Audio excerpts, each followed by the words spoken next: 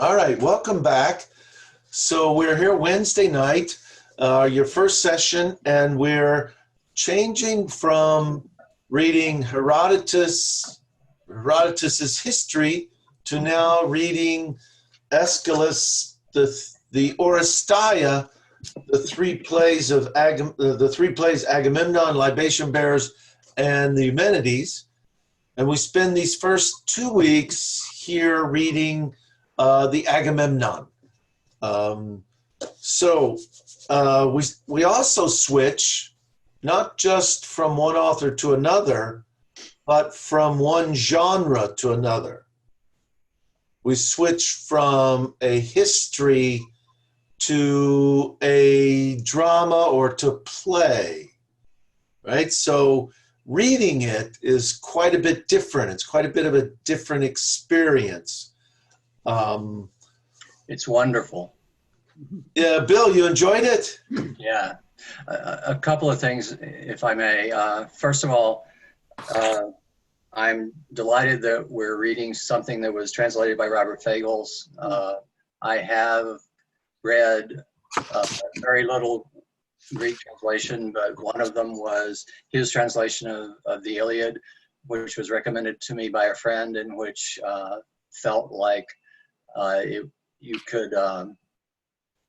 it really resonated with someone who was alive now. And I felt the same thing about this. I had tried to read these plays before, and I had always stopped because it felt dead. And that's not the case here. A second thing is the transliteration of Greek is a constant mystery to me. So I actually went online and I asked, how do you pronounce the name of these plays? The answers were many. The correct answers were Oresteia, Orestia, Orestia, Oresteia, and it goes on from there. Yeah. So I still don't have a clue. I think part of the problem is that a lot of these names have gone from Greek through Latin. Right. With different pronunciations. Right. I think by now there would be a standard transliteration, and we could have figured that out, and we would use it. Yeah. The problem is there's some translations that do that, and they look pretty weird. Okay. A lot of K's. All right. So the main thing is I'm delighted it's Fagles, and it's amazing. Yeah. Those are really good comments, Bill. I mean, the easy thing to do is to look up the Greek word, but, or shall I say, it would seem that it would be easy to do by simply looking up the Greek, so that, we could say, what is it called in Greek? But it depends on the Greek dialect, and it depends on the accentuation, and whether or not scholars are able to reconstruct those two things accurately. And there could be a difference of opinion. And it also depends on case. What's that? It also depends on grammatical case or conjugation, because the accent moves. Yeah, but if you're talking about the nominative, right? If you're talking about the play, right? Then it's not going to do anything. And I was going to look it up, but where is my little lexicon? Here it is. Let me just, Bill, you raised the curiosity anyway. Anyone else here want to have initial comments on your initial impressions of reading the drama? I find it very dramatic. Lots of fire and yeah. And good. I like the term. One of the terms I liked the best early on page 109 about Zeus has led us to know the Hellman's, wait, I'm sorry.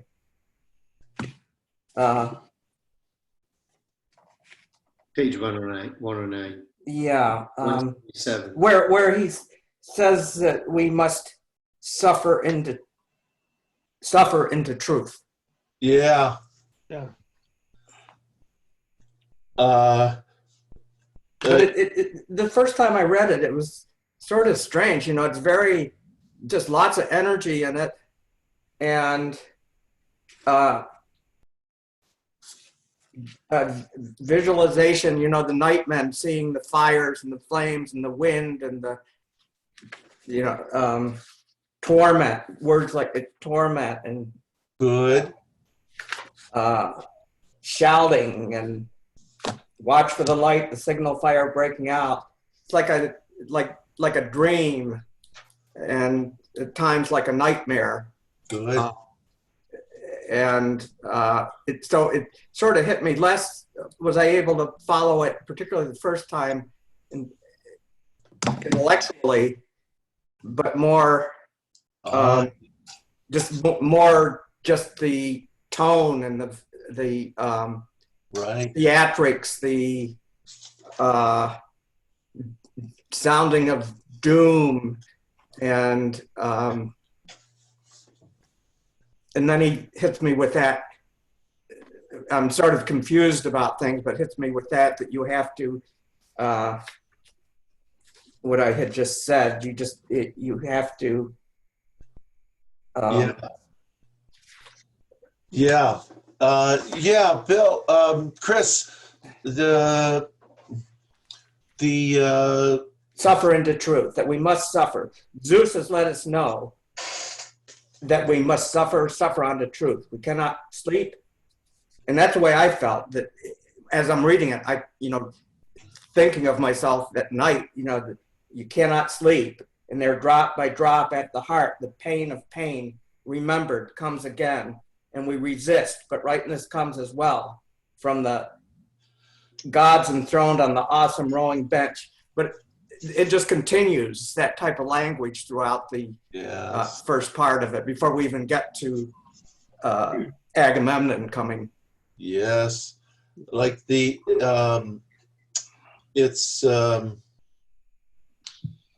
the language of experience, the sensualness of the language. It's the language of action. All of those kinds of things are quite a bit more emotive than the language of prose that we saw in Herodotus. Right.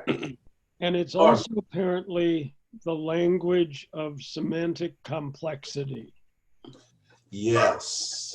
All right, explain what you mean by, Norm, explain what you mean by semantic complexity. Yeah. These are tough sentences. Yeah. They're much more complicated and full and twisting than Antigone was. Yes.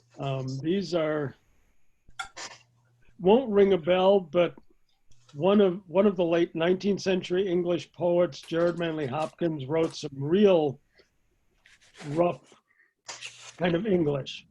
I caught this morning minions, kingdom of Dondron Dauphin.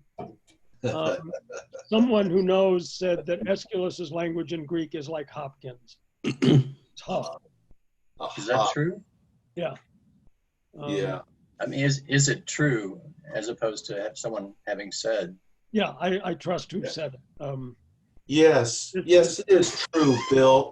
Greek, you can have, like in every language, the language can be written more simplistically or more complexly. So, for example, what Norm was picking up on was the alliteration that occurs in language. But you can also talk about the syntax of it, the complexity of the clause length, and how one clause can be subordinated to another. And in addition, Greek is a fully inflected language. So objects can precede verbs and subjects can come after them, and there are all kinds of complex ways when you have a fully inflected language of conveying conveying the syntax, but not relying on word order, which is what we, for the most part, rely on in the English language, because the English language is not fully inflected. That is, it doesn't have case endings. It doesn't have declensions of verbs as fully as the Greek language does. So there's so much there. And then, even with all of that, there can be the intentional ambiguity that a writer puts into it, where words can have double meanings, and where he's intentionally not being precise enough so that there is an allusion to more than one thing. So there's the number of possibilities with a fully inflected language in a shall I say, let me just say, a fully inflected mind, and someone with the skill of that language. There can be a wide range of clarity and complexity. And then ideas. I mean, And ideas. Yes. well, the eagle's holding the pregnant hare whose babies are spilling out of his dune. Yes. Some discussion. Yeah, remember that one? Remember that image? I remember it is on the bottom left side of the page. I'm trying to... Right side, 107. Oh, really? Yeah, unless you're a different one. Memory, womb of fury, child avenging fury. Oh, right. That's 108. Yeah, there it is. 107, bottom page 107. Shall we all turn there? So page 107, and if I start right there, around line 112, I guess it is, right below it where it tells us about Clytemnestra, it says, "Oh, but I still have power to sound the gods' command at the roads that launch the kings. The gods breathe power through my song, my fighting strength. Persuasion grows with the years. I sing how the flight of fury hurled the twin command, one will that hurled young Greece and winged the spear of vengeance straight for Troy. The kings of birds to kings of the beaking prows, one black, one with a blaze of silver, skimmed the palace spear hand right, and swooping lower all could see, plunged their claws in a hare, a mother bursting with unborn young, the babies spilling quick spurts of blood, cut off the race just dashing into life." Oh my goodness. What on earth does that mean? Holy cow, can we even make sense out of let's see. What I just read, at least the way it is punctuated here by Fagles, it is 2 sentences. Yeah, that would be 2 sentences. And then the last one, I'll just read the last one. Cry for death, but good went out in glory in the end. And that's a little bit of a refrain. We see that phrase a couple of times. What on earth is he talking about here? I looked for notes here and I didn't see any that helped. There's a long introduction. This is a sort of verbose, long introduction by Fagles. Fortunately, after this, he got Bernard Knox to write his introductions. It was really good. 2 birds and 2 kings. That's Wait, part- what'd you say, Norm? 2 birds and 2 kings. 2 birds and 2 kings. Yes, good. Agamemnon and Menelaus, Yes. off to the fury of this fighting.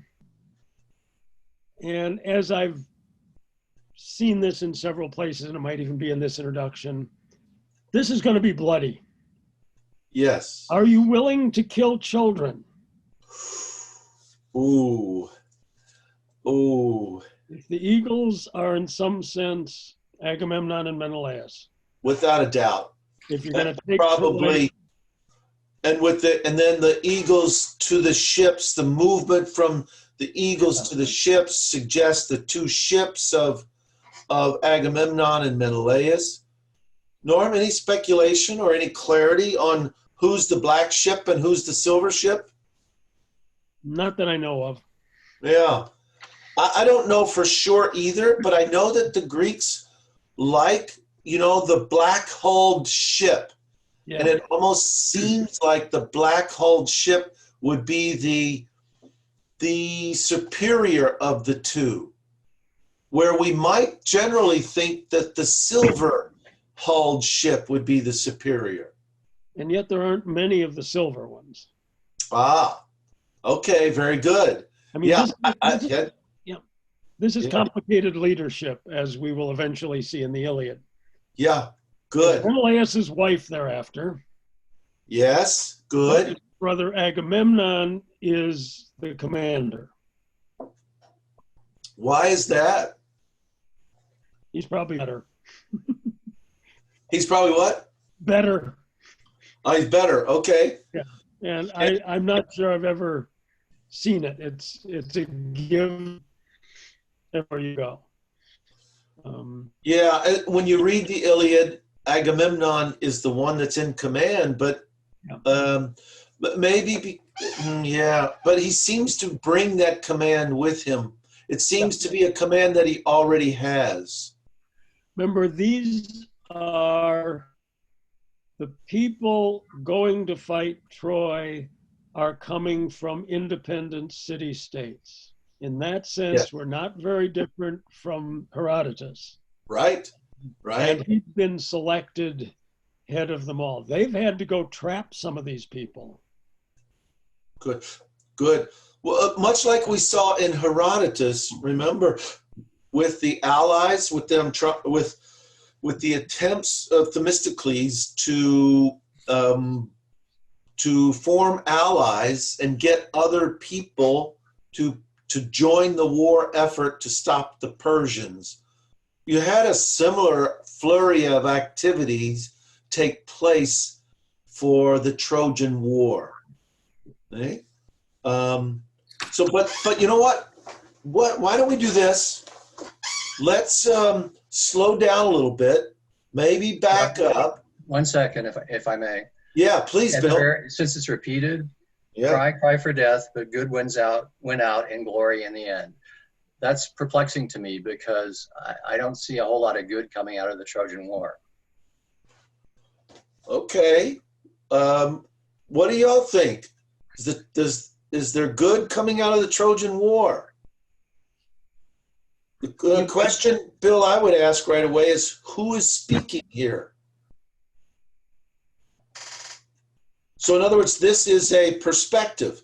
This is a point of view by someone. So it's the chorus who is not from Troy. All right. Okay. And we've got 3 plays Yes. in a sequence. Good.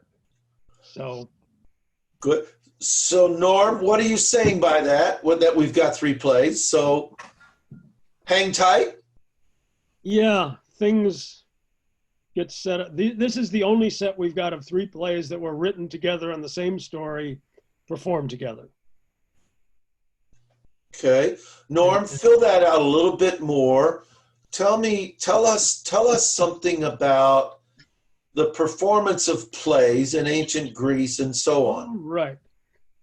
This is a religious festival of Dionysus, who's the booze guy, but he's actually the god of people who become not themselves.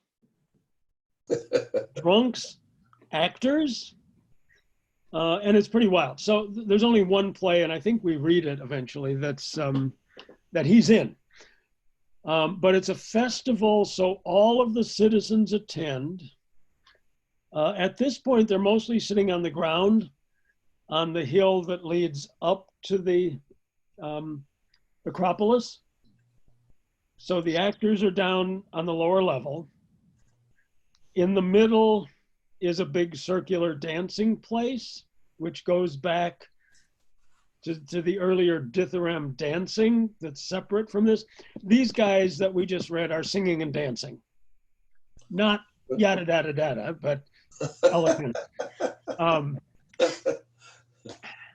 And then there's a stage across the back. And one of the interesting things somebody speculated on this play is that this is the first one where there is a fully built scene building behind it. Before it was just a tent. Tent is skene, which Yes. is this scene. Yes, It's good. exactly the same word that St. Paul used for his profession. Yes, good. A tent builder. Yeah. Yes. So the chorus comes in from the sides, dancing in. And they're on stage the whole time watching. Sometimes when the chorus speaks in the dialogue, that's just the leader. Right. They were paid for by a rich man who was sort of chosen to do this by lot. And you see in this translation, right, you see that it's the leader is indicated. Yeah. So that is the leader of the chorus. Yeah. Okay, go ahead, Norm. Sorry. Just filling some things out. They come in, we have the prologue, and one of the things that was said about this being the first time there's a full building there is the Watchman is in a place where no other actor has ever been able to be, on the top of the house. Uh-huh. Good. And given the house of Atreus, there's so much mention here of house, Right. house. Right. It probably has 2 doors on the side, maybe something bigger in the middle. This is an early one. It gets fancier. Yeah. And again, the actors looking up to the Acropolis are seeing the burned out ruins that the Persians left. Yes. It's another 20 years Ah. before we get the marble. So, Norm, what you're saying is Aeschylus follows Herodotus in time. No. No. No, this is... So when you say that they're looking up at the burned out ruins of the Persians. he follows his story in time. Yes, Okay. not him. Gotcha. Okay. Right. Right. Yes, this is still the burned out because they felt it was sacrilegious to do anything with them until Pericles convinces them this would be a nice place to rebuild and be really good and fancy. Because now we got silver mines. And all right, so let me just pause there and sort of restate so that we're all on the same page. So what Norm is saying is that Herodotus tells us about the Persian Wars. The Persian Wars occur in the 480s, let's just say, the 480s BC, whereas Herodotus himself is 50 years later, thereabouts, and that Aeschylus is an older contemporary. He fought at Marathon. Right, he fights at Marathon. Yeah. Right, he's older than Herodotus. Yeah, so and the plays then are performed, initially performed between the Persian Wars and the Peloponnesian Wars. Yeah, and early on, plays are, I think, 458 BCE, and he dies in 456. Okay, good. And that is, you know, so let's put that in context. Socrates dies in 399. So, you know, Socrates is around at this time, would have attended these plays He's without young, a doubt. but he might have been here Right. as Yeah. a teenager. Yeah. Let's see. Anything, what I was going to, oh, yes. But then what Aeschylus is telling us about is the Trojan War and the context of the Trojan War, which is way back, you know, around 1200 or so, something like that. Yeah. That time period. Back at the transition between the Bronze Age to the Iron Age, Yeah. during that And time. interesting, we've got the Iliad and the Odyssey. Yes. We know there were other poems in that sequence that filled in the stories and the shipwrecks and stuff.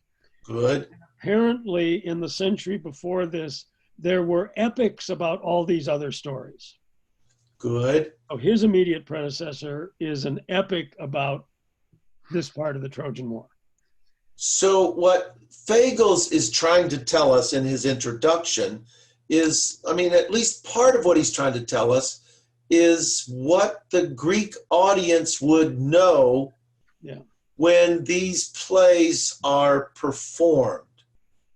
And so then the question we could ask is it worth us trying to learn some of that in order to be better readers of this play? Or do we just try to pick up what we can from the play itself? I'd do a middle road. Yeah. You need to know something about the Trojan War. Yes. Good. And that You have to know. Agamemnon gets back, and a lot of other people don't. And they're going to keep asking, where's Menelaus? And I'll have a suggestion on that later, many weeks. There are other immediately contemporary events that get reflected later. Good. Yes. But they don't affect this play. The audience would know this story. They would know it. Yes, they know all of this. Yeah, but the playwrights can do things with the details. Yes. Yeah. Okay. And yes. the festival actually has 3 trilogies like this one on for 3 days. Wait, that last There part, are Norm, that last 3 part, days. sorry, the 3 last days. part of what you said got cut off. Okay.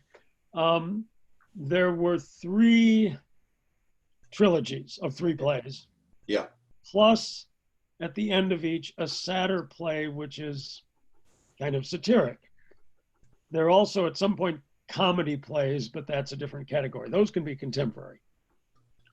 And then there's which one is best, which one wins the prize. Yeah. So we're reading the only one of those that exists. The only other anything like it is Oedipus the King, Oedipus at Colonus, Antigone, but they're 40 years apart. Yeah. They're Good. not.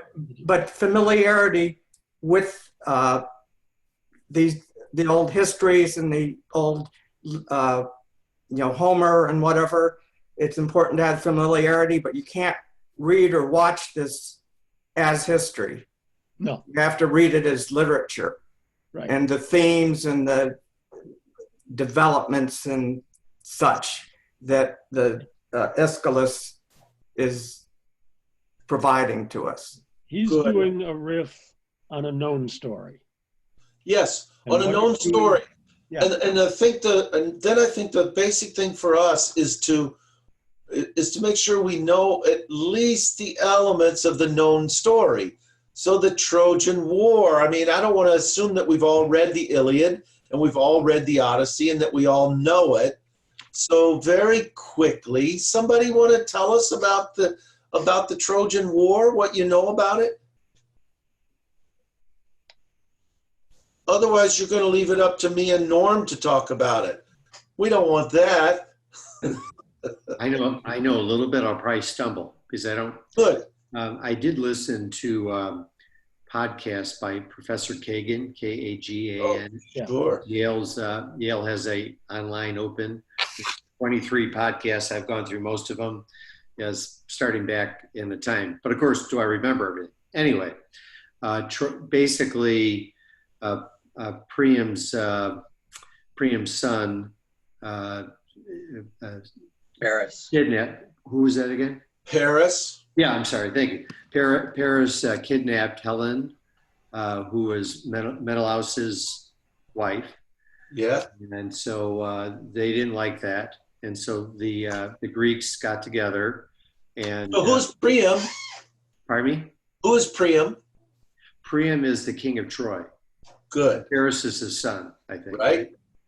One of And so the Greeks got together in order to recapture their lost Helen.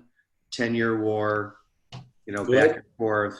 Eventually, the Trojan horse legend is what did them in, as I understand it. There was a big fight because at various times, Odysseus, who's one of the key generals, wouldn't fight until his brother Hector, whoever Hector was, died, and that made Odysseus get into it. No, it's Achilles wouldn't fight. Or was Achilles wouldn't fight? Right? Achilles sort of stayed out of the fight. And again, this is according to the Iliad. Now, all right, so James has gotten us started. That's all I. This is a war between the city-state of Troy. In Greek, it was Ilium. So it's called the Iliad because it's about Ilium, the city, which is in Northwest Asia Minor. Right? Did anybody take the time to look on you could look on the maps that was provided for us in Herodotus. So Troy, Paris comes to visit Argos, and he's a guest of Agamemnon at his home in Argos. And of course, he invites his brother and his family, and they all come there. And Paris and Helen seem to meet and hit it off at the party. And at least according to the Iliad, the story and the tradition, Paris abducts Helen. But remember what we saw in Herodotus. Herodotus suggested that Helen wanted to go. There's a little poem on page 118 about, so Paris learned, he came to Atreus's house and shamed the table spread for guests. He stole away the queen. Good. Chris, very nice. And Excellent. there's a debate, I think, whether she went willingly or not. Right. The crime is the same. Right. This is a massive violation of a guest-host relationship. Yes. Right. So remember, oh no, we're seeing that in the Odyssey. So I'm reading the Odyssey with another group. Right. So the guest-host relationship is one of the cultural values of ancient Greece, right? The guest lays out a big spread. The host lays out a big spread. The guest is to show gratitude to the host for all that. But instead, what does Paris do? He runs off with Helen. Mhm. So then we get this famous statement of, the face that launched 1,000 ships. Yeah. Helen, which is, alluded to in this play, actually. But Chris, this is a great selection you found there on page 118. Yeah, at some point we could read more of that. I think we should. Mhm. In fact, I think that's a good idea. Why don't we even do that? And we can use that to help us. We can use that to help us fill in gaps that we all might have. Because as Norm was saying and James was saying, this war lasts for 10 years. And when you open up this play, the Agamemnon, notice what we open up with. It's the watchman on the house looking for the signal fires to tell us that Troy has fallen, right? So this is the house of Agamemnon back in Argos, and the watchman is there doing his duty for years on end and waiting for the signal fire. And he actually, hasn't Troy burned? I just found that yeah. fascinating. It's a great way to start. Yeah, the Troy has burned. And then the queen the next day is up and she's all celebrating and happy and everything. And the chorus is asking her what's up. What's going on? Go ahead, Norm. One other early detail, every king around wanted to marry Helen. And finally, Menelaus was the lucky one. And so all of the others were asked or forced or whatever to swear an oath that if anything happened to Helen, they would all join to get her back.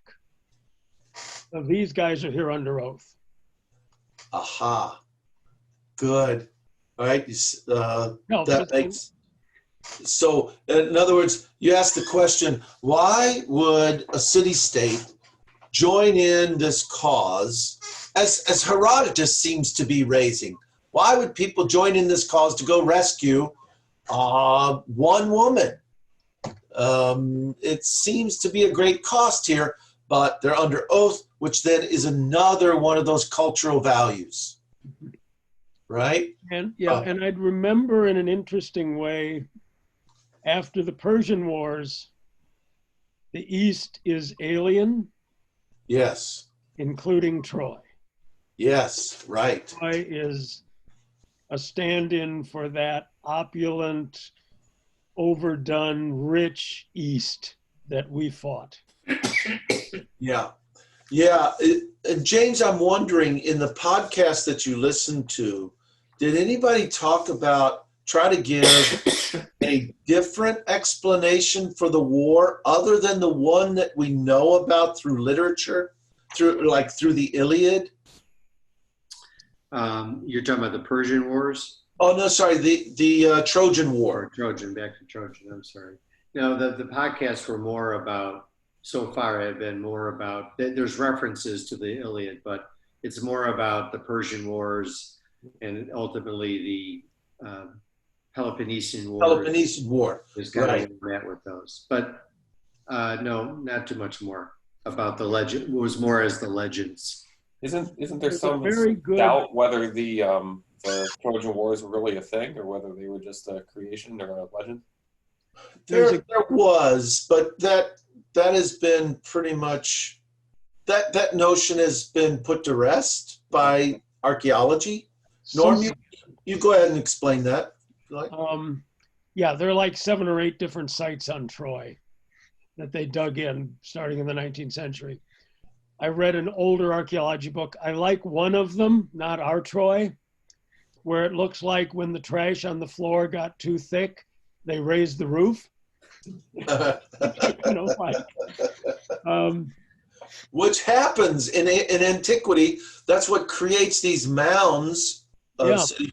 In addition to the ramparts and all of that, but eventually, if you had continued occupation in one particular place and you have destruction and rebuilding, what happens is it gets higher and higher. Yeah, and this is like Troy 7. A really good source on this for a general audience is Michael Wood, who's done all those PBS, BBC specials. The fairly early one, Search for the Trojan War. Okay. It's a book and it's also the video series, and I'm not sure if that's still out. Good. It's really good. It's the things that are going on in this part of Asia at this time between cities, pressures from the East. Right. Just all kinds of things that put it into a context. There's if you transliterate a couple of early reports, there seem to be references to the Greeks in Asian Good. steles or something. Probably no Helen. Right. Right. This is a trade war. Exactly. So it's a geopolitical war, probably for control of the Hellespont. Right. I was going to Because- guess it was about money. Yeah. It looks like that's accurate. Yeah. What the Trojans seem to have is horses. That shows up in the Iliad a lot. Last line. Yeah. Thus Yeah. was the funeral of Hector, tamer of horses. Yeah. But if we just pause for a minute on what the geopolitical significance of it would be, the one who controls the Hellespont controls the entrance into the Black Sea, which controls entrance up into Central Asia and up into Europe on the other side of the Alps, going up the Danube. So the Danube flows from the Alps into the Black Sea. Then you've got the Crimea up there, and I've forgotten the names of the rivers that flow in from up there, and the water channels that lead you up into Central Asia. So this is a really strategic point here. I think that's part of the reason for all of the portents that we saw in Herodotus about Xerxes crossing the Hellespont. This is such a strategic point. More than likely, that's what the war was about. But in some way, we get this fabulous story, this fabulous tradition, this literary tradition of the abduction of Helen. Which Herodotus then continues on when he tells the reasons that they fought, and throughout all the battles, like we don't know who stole whose woman first, but that's kind of how it began. But these guys fought back, like the others. Right. Well, of course, they didn't have a mighty Persian Empire, that was going on during this whole time. They're all city-states, and it's whether or not, which city-state's going to be able to build a stronger alliance, that sort of thing. All right. Well, look, go ahead, Bill. I thought the places along the Black Sea were very fertile and that a lot of food came from there. Is that right? Well, more so up into Europe. Yeah, I'm not sure how much does at this point. I thought that some of it made its way to Greece or thereabouts, but could be wrong. No, Bill. I mean, Norm. Remember the Neanderthal Valley is up the Danube. Yeah. And so there I think one of the things that indicates is you have prehistoric hunter-gatherers up there in that region, which means it's a good region. So then I would say as you move on into agriculture, which brings us to what is called the Neolithic, the New Stone Age era, one of the things about the Neolithic era is that you move from hunting-gathering to settled places.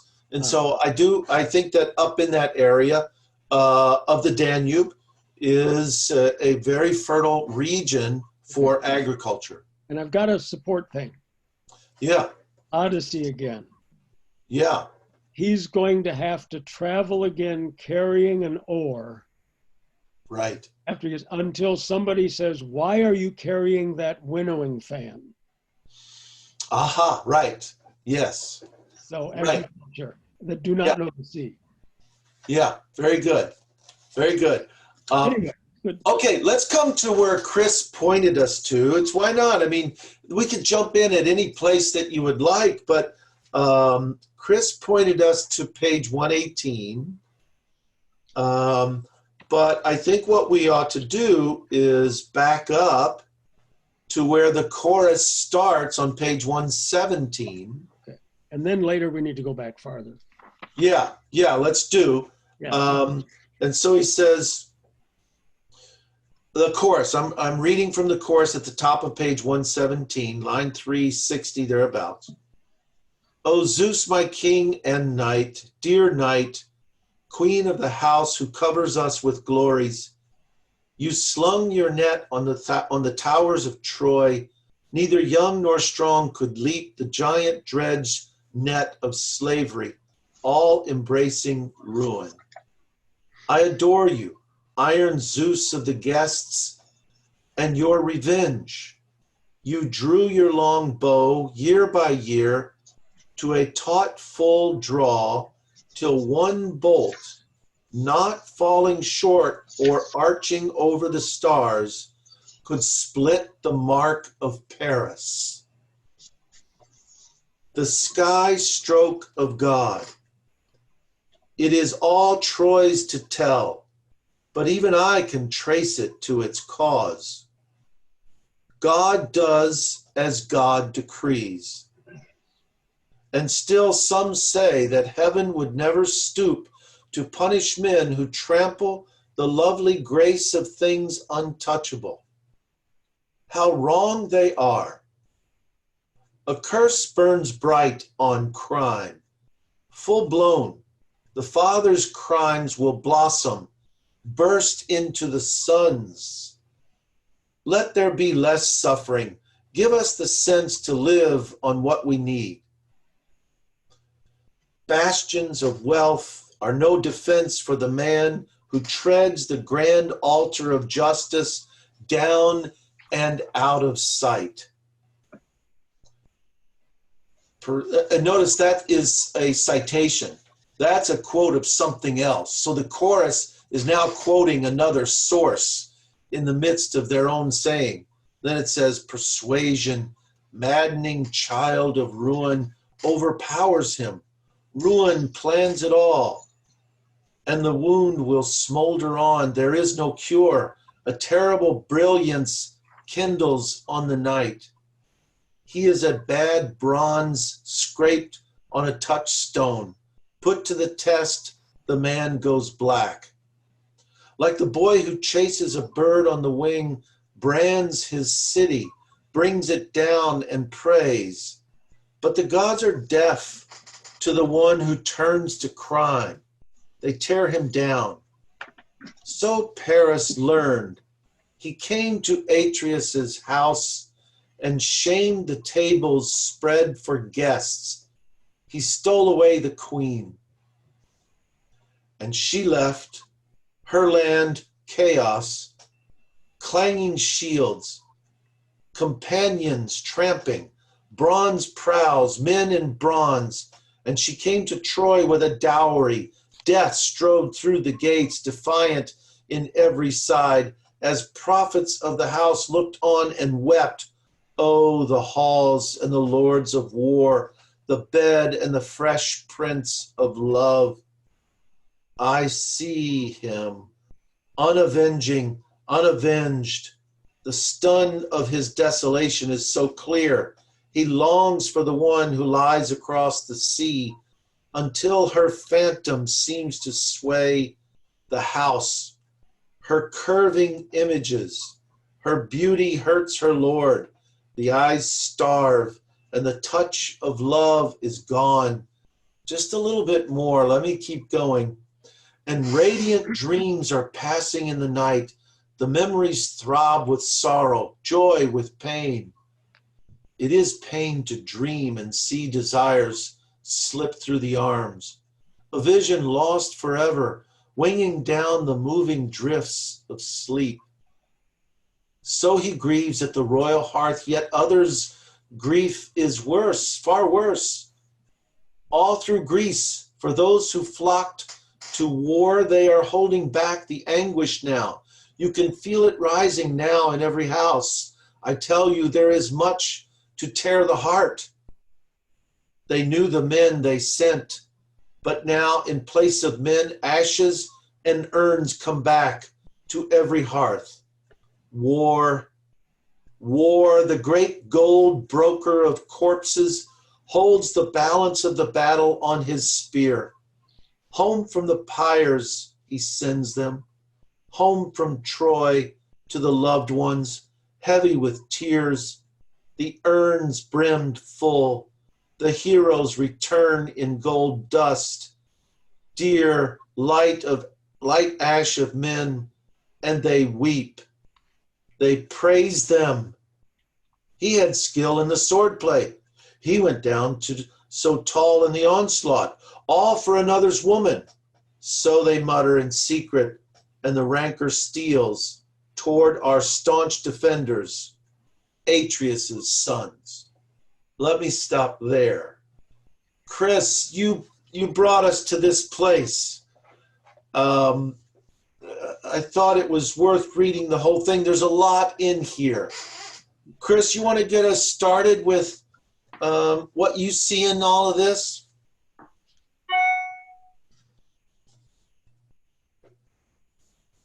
Oh, Chris, you're muted, Chris. You're muted. I don't know if you were speaking. Towards the end of what you were reading, you get the sense of how the impact has had on Greece and the throbbing with joy, sorrow, joy, pain to dream, slipped through the arms, a vision lost forever, winging down the moving drifts of sleep. It's the emotional impact of this whole thing. Yeah, the emotional impact. Good. Anyone else? What else do you see in this whole section? A one-line thing at 435, war. Yeah. Old broker of corpses. Another version, the one of the videotape from National Theater, different translation, is trafficker in men's bodies. But in the original, it's not war, it's Ares. Aha, right. Good. Ares, the god of war. Yes. Right. Yeah. Paul, what else? I hear some beautiful, strong language that resonates. It's a really, really beautiful language. So the author and the translator, kudos to them. I can't tell you I have in-depth analysis, but I mean, it really resonates inside of me when we read this. Yeah. And, I understand, the kind of the agony, the emotion, what's gone on here. But my first reading through, I'm talking about the whole, this entire sequence, what we read plus our assignment. I mean, the language just really strikes me. Just the beauty of it. There's something. There's something of humanity in the language, isn't there? We read this stuff in courses we call the humanities, and I think, Paul, you have given a good explanation for that. That even though we may not get all the cultural references and understand all the historical detail that goes along with it, there's something human about the whole thing that connects across the generations and across cultures. And some influence. There are a few lines that just, I'm going to use reek in a good sense. Yeah. But just reek of the Irish poet William Butler Yeats. Really? There are lines that, nobody else could write. And it's not a bad influence. So Norm, I'm sorry, go ahead. I didn't want to interrupt Norm. No, go ahead. That was about all I was going to say. I don't have one of the places here. I'm going to sound like a one-trick pony, but I love this because fire keeps appearing. It starts off about the wound smoldering on when Helen left.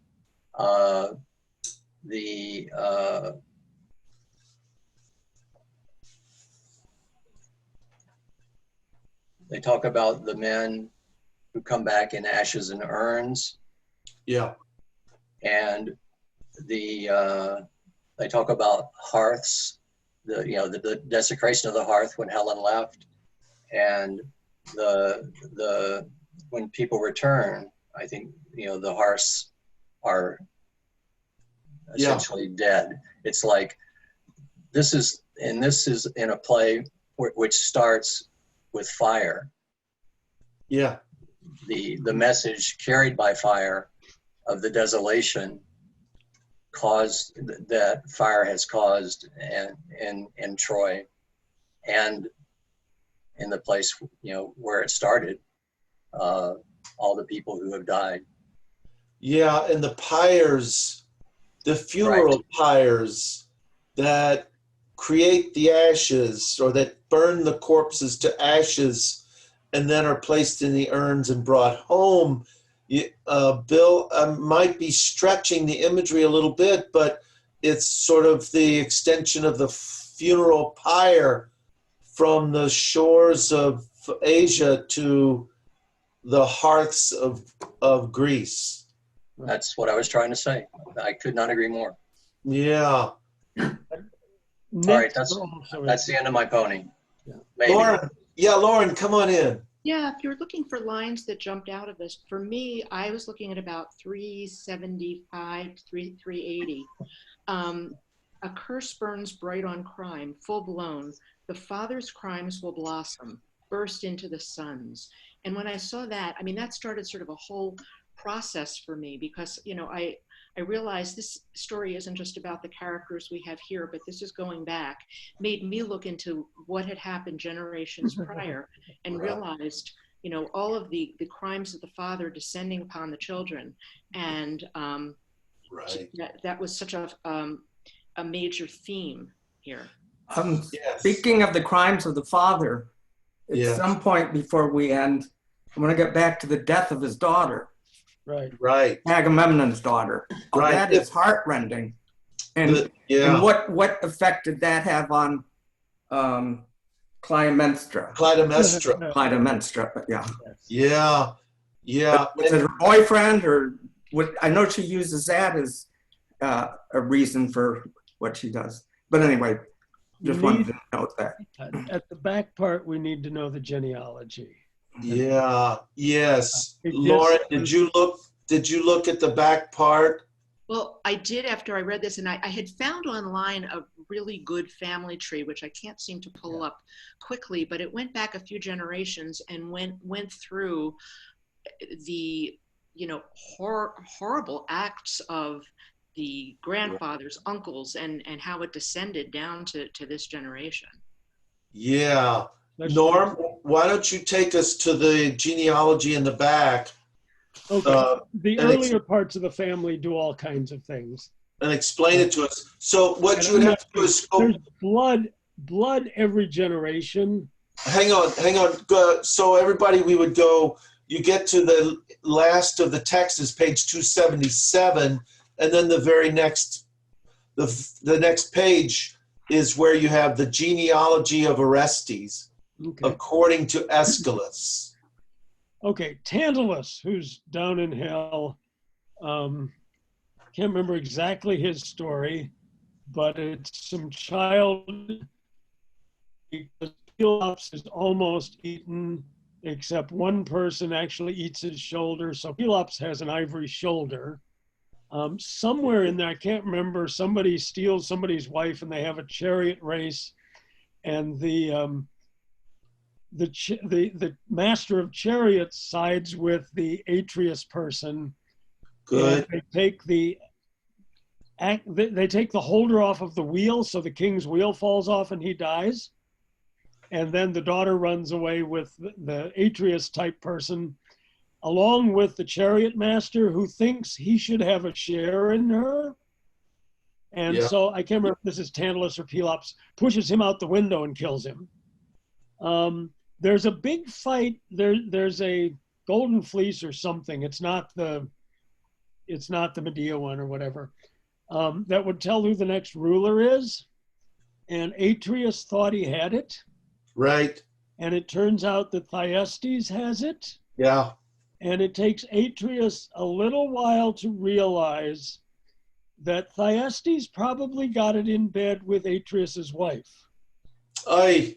So he makes a makeup. This is not good. Yeah, he invites Thyestes and his kids back for a reunion, a makeup dinner, and cook the kids. Yes. And serves them to Thyestes. Yes, who of course ultimately knows. And then remember, we saw that story in Herodotus. I mean, we see that same story in Herodotus. Go ahead, Norm. He has, I think, relations with his daughter. It might have been one of those religious things when the women have to go out and be open to anybody. The offspring is Aegisthus. Yeah. He's there to revenge Thyestes. Clytemnestra is there to revenge her daughter. And Iphigenia.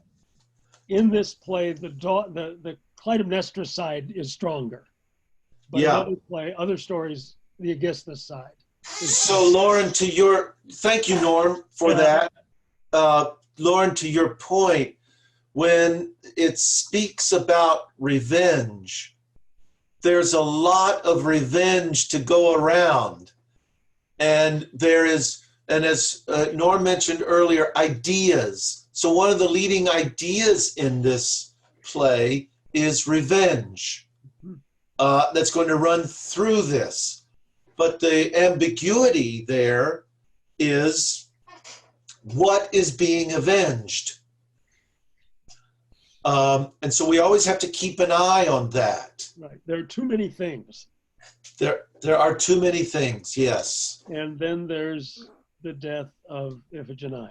Death of Iphigenia. And Norm, is that where you wanted to go back earlier? Yeah, Calchas is. Yeah, but just one point before we leave this part here. What I think is really important here is this is not a triumph. This is not a triumphant culture at the end of the war. Hooray for us! We won the war. We killed the bad guys.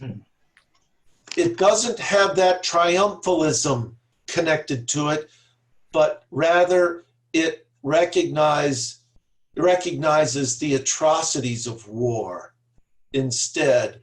And that, in effect, like a car crash, nobody wins.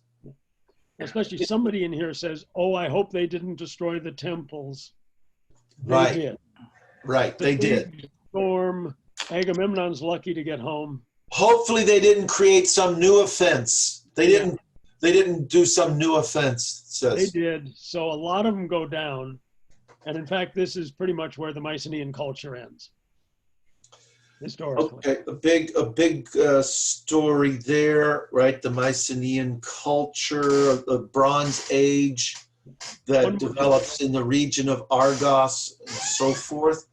Meanwhile, yeah, good. The winds are blowing the wrong way. Yes. Owless.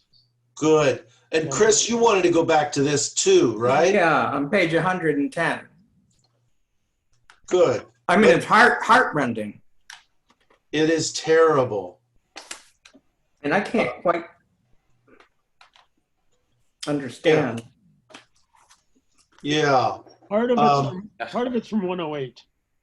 Yeah, I was going to say we do have to go back a little bit farther. Norm, can you cite a particular? Yeah, there's probably like Calchas's speech. 4 lines down on 108 is the explanation. Yeah. Because they also managed to get Artemis mad.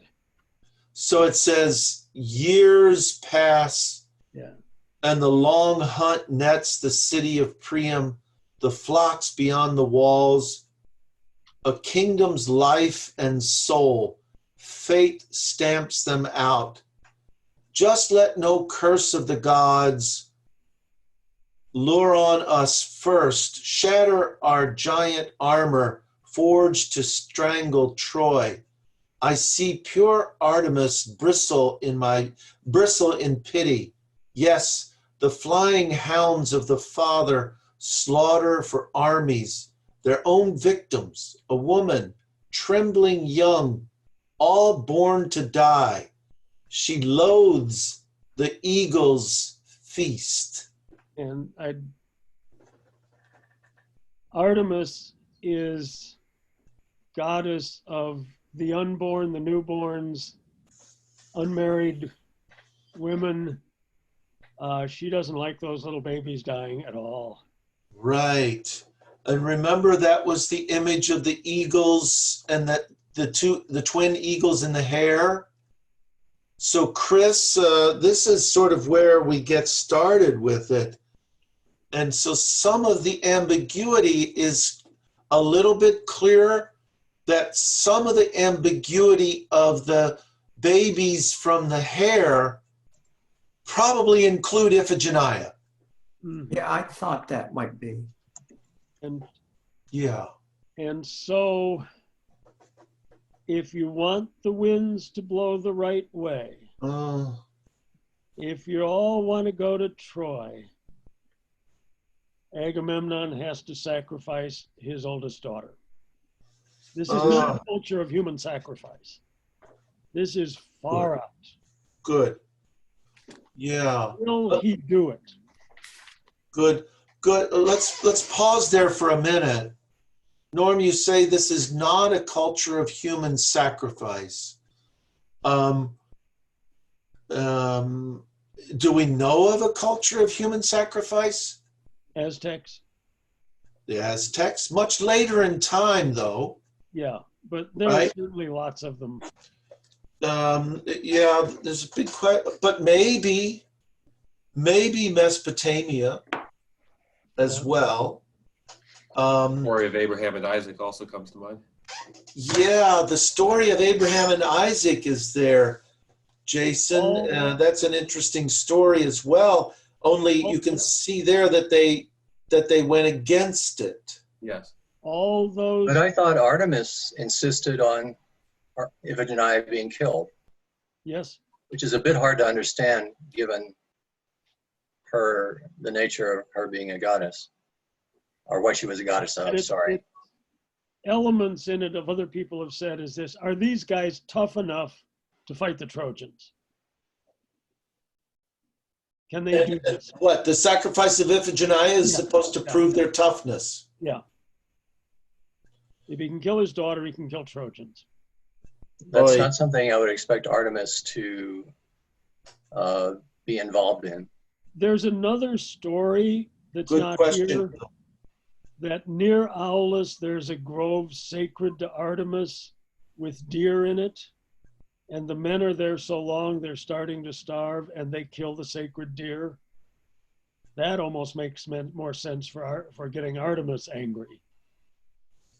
They kill her deer, and you got to pay. Yeah.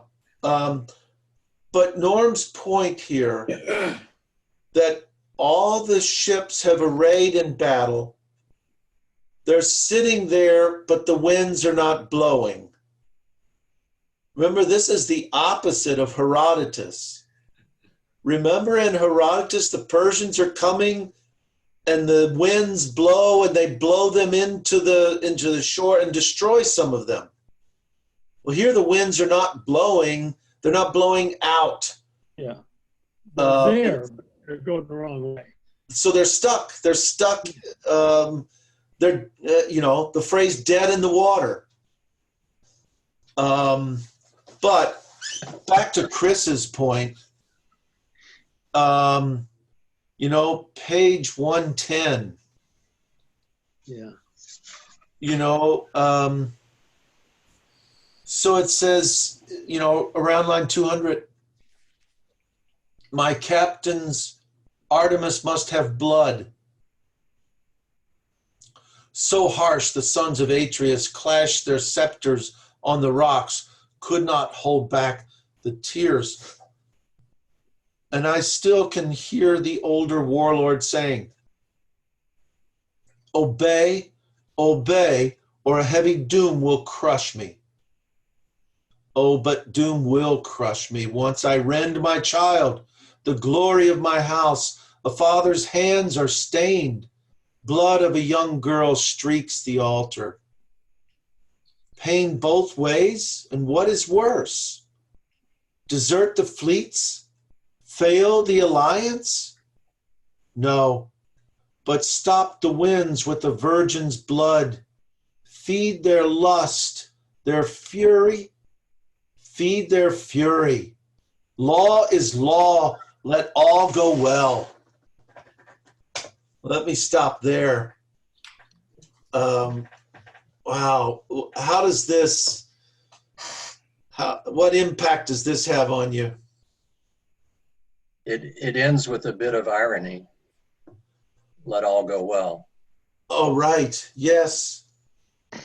Yes, you're right, especially given what we're reading right now. Yeah? I mean, Bill, what do you think is meant by that phrase, let all go well, in this context that we just read it in? Well, I'm certainly not certain. I read it as wishful thinking, because I mean it's like law is law. He's justifying what he knows to be wrong, and he's hoping that it's going to work out. That's what it means to me. Okay. Anybody else want to pick up on that? Bill, I think it's a nice observation that you're making there. Yeah, James. Yeah, I would just, another interpretation, right or wrong, is let's all go well, meaning despite these horrific circumstances, I still hope that the cause, the expedition, continues to go well, because that's what it took. Yeah. Let the sacrifice not be in vain. Yeah. My question. This is still the quotation by Calchas, so the seer. Right. There. So that's his voice. Right. Good. Chris, go ahead. My question is, what influence, if any, or what part of Clytemnestra's revenge is due to this? Right. It's sometimes mentioned, but it's also mentioned that she has a lover. So, and I think he ends up getting to be king, right? Or Aegisthus. Yeah. Right. Yes. But it's So what's the guy who influence? remains behind? Of course, he was probably, I don't know, was he too young? I don't think Aegisthus could have been too young. No, Aegisthus was not too young to go to war. he just comes in to be the tyrant. I Yeah. don't know his backstory. Yeah. But look at her, look at Iphigenia. We even get a little bit of Iphigenia's voice. Yeah. It's at the top of page 111. My father, she might pray to the winds. No innocence moves her judges mad for war. Her father called on his henchmen. Maybe I should have backed up a little bit. No, I guess not. Okay. Her father called on his henchmen on with a prayer. Hoist her over the altar like a yearling. Give it all your strength. She's fainting. Lift her. Sweep her robes around her.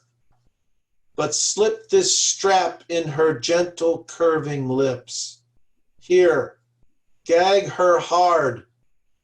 A sound will curse the house. In the story, there have been a series of these victims of theirs who have cursed the house as they died. Oh, I can't take it. This is terrible. Another word I want to point out that's near the bottom of the page. Yeah. Justice. Oh boy. At this point, it's vengeance. Yeah. Stay tuned. Yeah. So the last stanza there, Norm is referring to. What comes next? I cannot see it, cannot say. The strong techniques of Calchas do their work, but justice turns the balanced scales, sees that we suffer, and we suffer, and we learn. And it goes on. What do you think is meant here by justice? Well, a few lines up, like, talks about her glances like arrows showering, wounding every murderer. Yeah. So it's clear what we're to make of the human sacrifice. Yeah. So, Jason, you would say that here, the immediate sort of reference to justice is justice for taking her life. Mm-hmm. Oh, maybe an alliteration of the justice for what Troy has done. oh, oh boy. And is this the justice that Clytemnestra is looking for? For sure. I mean, at the bottom of 111, I love the transition into now, the play. Yeah. All, Norm, yeah, go ahead. very last two lines, 111. It all comes clear in the light of day. Let all go well today, well as she could want. Our midnight watch, our lone defender, single-minded queen. Notice that starts, let all go well today. Yeah. Bill, was that a question? No, I was, what you had asked me about before was said once by someone else, and it was let all go well. Yeah. Yeah.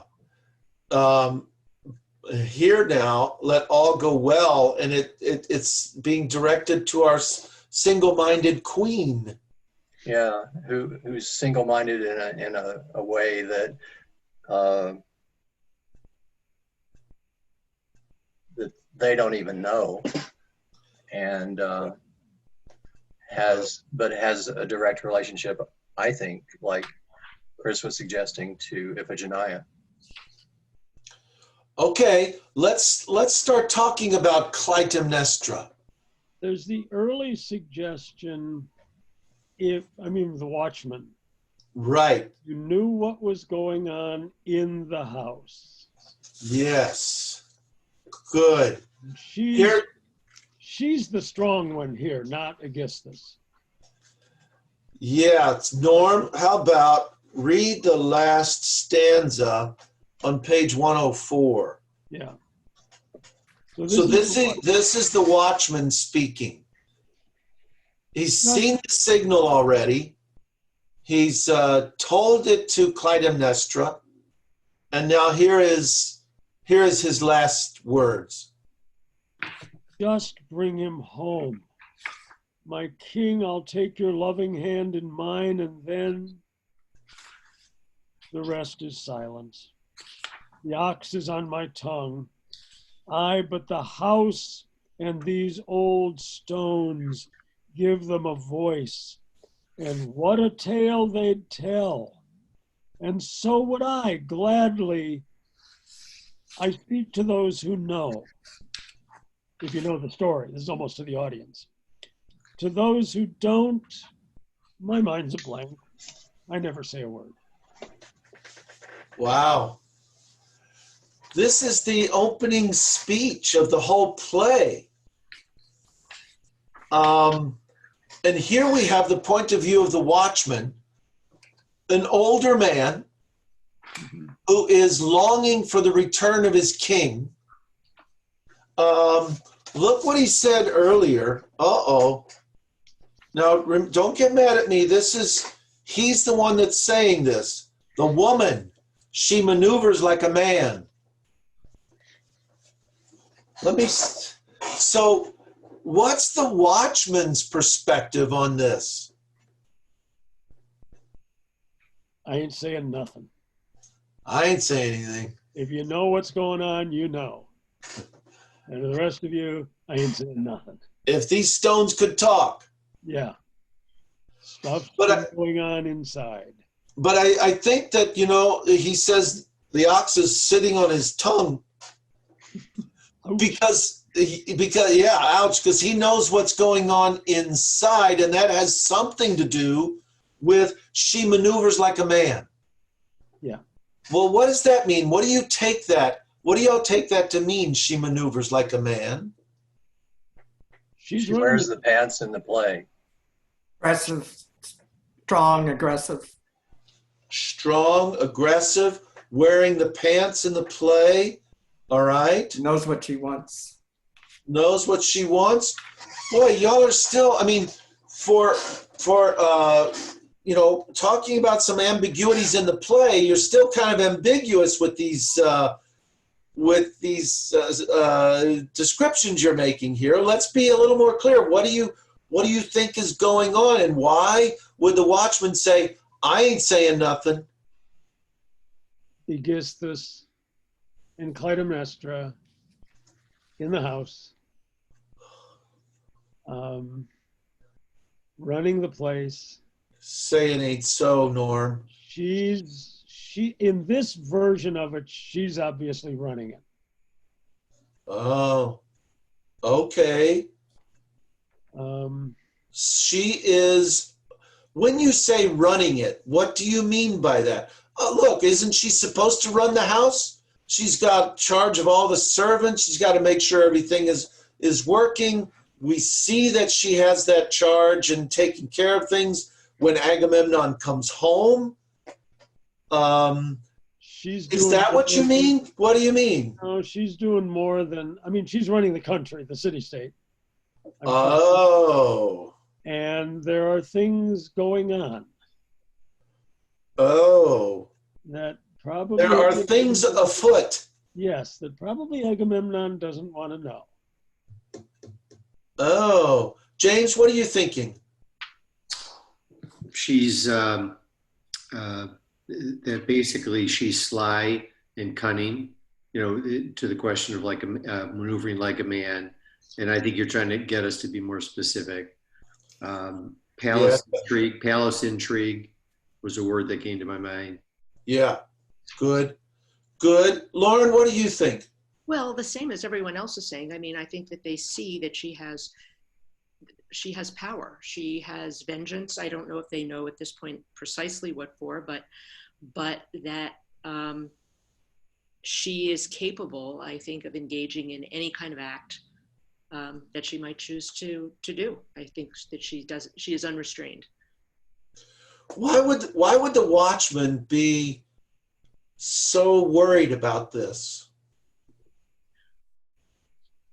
Well, can we assume they all know that Agamemnon has had his daughter killed and knows he will be coming home, and he's all knowing. He seems to be the all-knowing voice here. And yeah, good.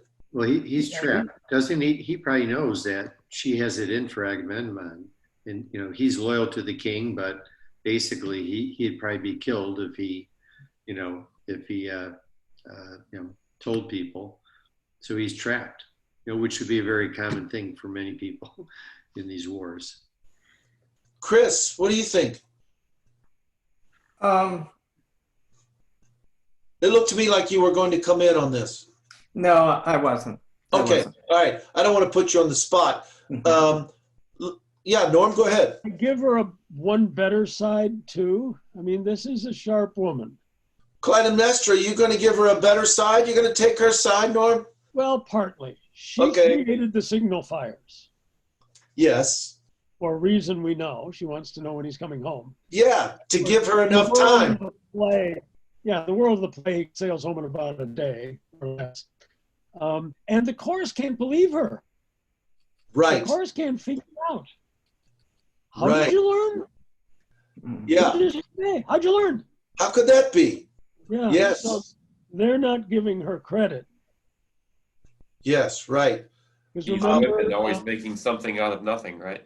Yeah. Because remember, Xerxes also had signal fires. Yes, right. And the Pony Express. Yeah. Yes. Jason, what did you say there?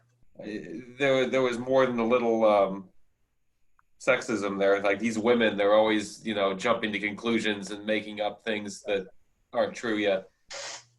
And then it goes back, I think, a few pages later and says, well, actually, maybe they know what they're talking about. But. Right, on the part of the chorus. Yeah. There. Yeah, very good. Let me ask one more question before we run out of time tonight. What does Aegisthus have to do with all this? At this point, we don't know. Okay. We might know the other story. All right. But this is a variation so far, certainly, in which she's in charge.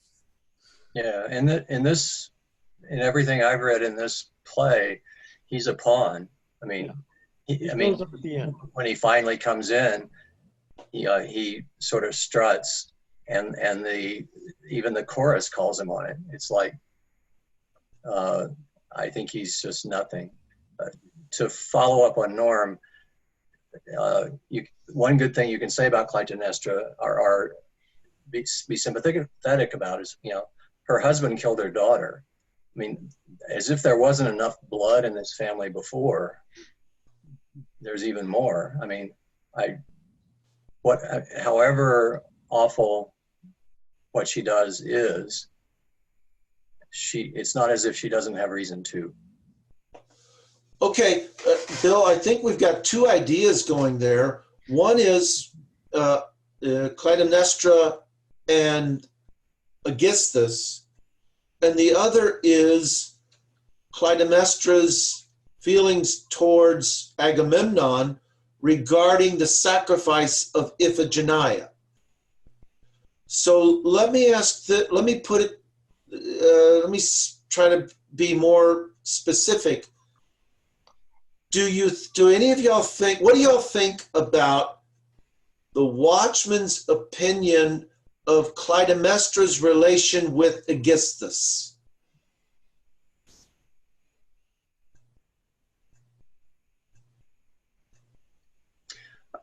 I think it's an example of like role reversal. She is the man. Okay. And in the eyes of ancient Greece. Okay. It's hard to say anything here without sounding awful. Of course. In 2020. Right. But don't worry, this is being recorded. And, thank you. And, somebody will find you out later. Yeah. they disappear eventually. I'll remember that and never speak again.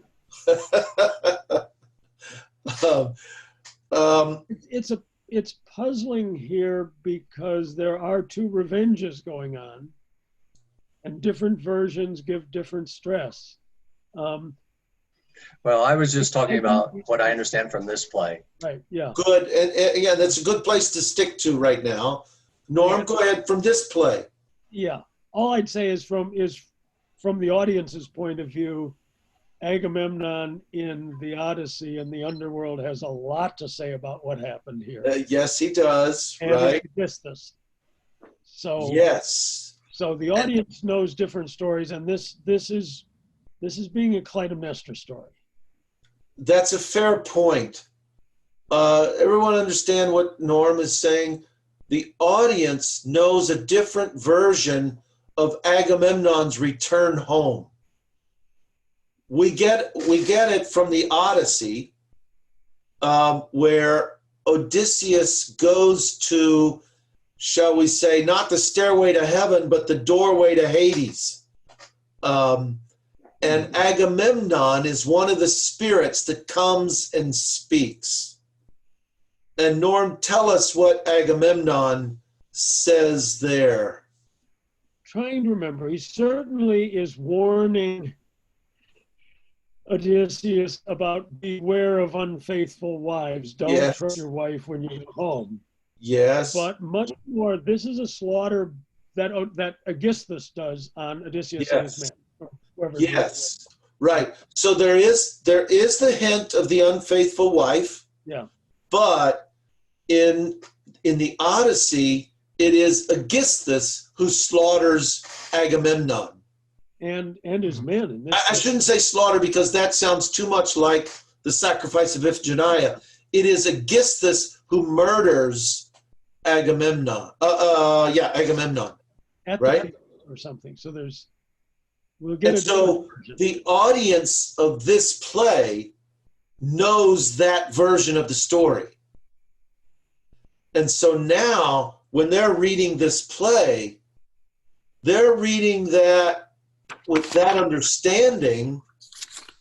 And so then when they're hearing about Clytemnestra, they're putting that understanding of Agamemnon's return home together with what Aeschylus is telling them about the home front. Except then that there's a missing epic from 100 years before this. and we have no idea what it says. Right. That's right.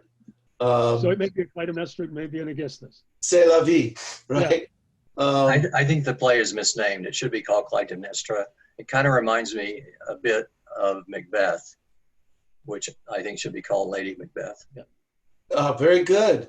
Yeah. These are all really valid points. And so then, Bill, we'll come back to that next week. And we'll ask, well, why is it called Agamemnon? Why not called Clytemnestra? So, look, it's a good start. We got one more week on this first play by Aeschylus, the Agamemnon.